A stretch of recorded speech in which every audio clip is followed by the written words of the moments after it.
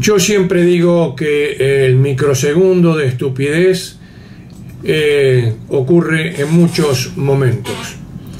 Por supuesto, luego del hecho, si no pasó nada, y bueno, todos se ríen, todos festejan y lo toman como una situación agradable que pasó.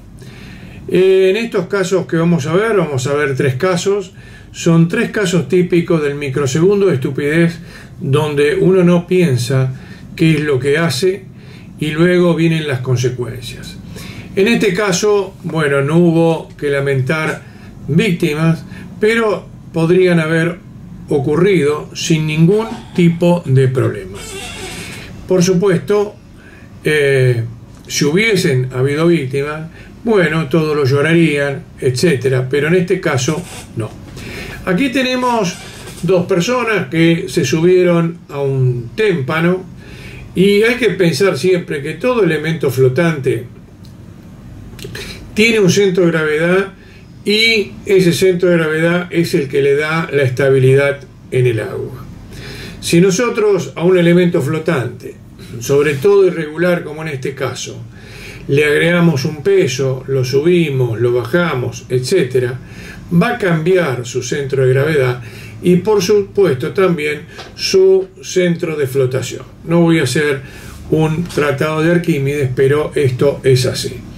Entonces, estos se subieron a un témpano para divertirse, pero no contemplaron que el peso de 2 personas sobre una superficie tan irregular y flotando podría haber pasado lo que pasó en este caso, que es que el témpano comenzara a girar producto del cambio de los pesos y la modificación de la estabilidad. Podía haber ocurrido que el témpano cayera sobre ellos. Bueno, no ocurrió, zafaron, se van a reír, lo van a contar como una anécdota, pero en realidad es lo que yo llamo el microsegundo de estupidez. Tampoco tuvieron en cuenta que en estos témpanos hay muchas grietas y los témpanos muchas veces se parten por esas grietas, ocasionando también lo que estuvimos viendo. Los glaciares de barrera generalmente van cayendo al mar por trozos o por pedazos. A veces lo vemos en el lago argentino, ahí en el Calafate. En este caso, 2 personas que van en una lancha, que generan olas, que generan ruido, también hacen que la vibración sobre esas grandes columnas de hielo, sobre esas paredes de hielo que son los glaciares, los hielos de barrera de la Antártida, se puedan desprender.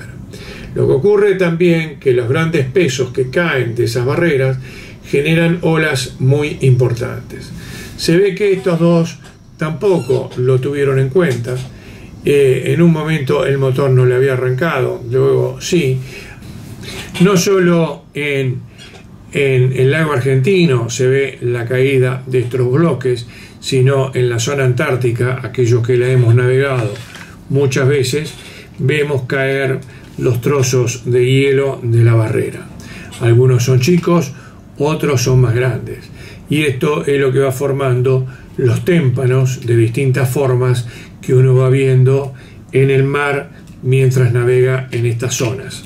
Ahí vemos las grietas, esas grietas es por donde normalmente se parten esos hielos de barrera que después forman los témpanos, y estos seguían estando ahí mientras iban cayendo los trozos, se reían y se divertían.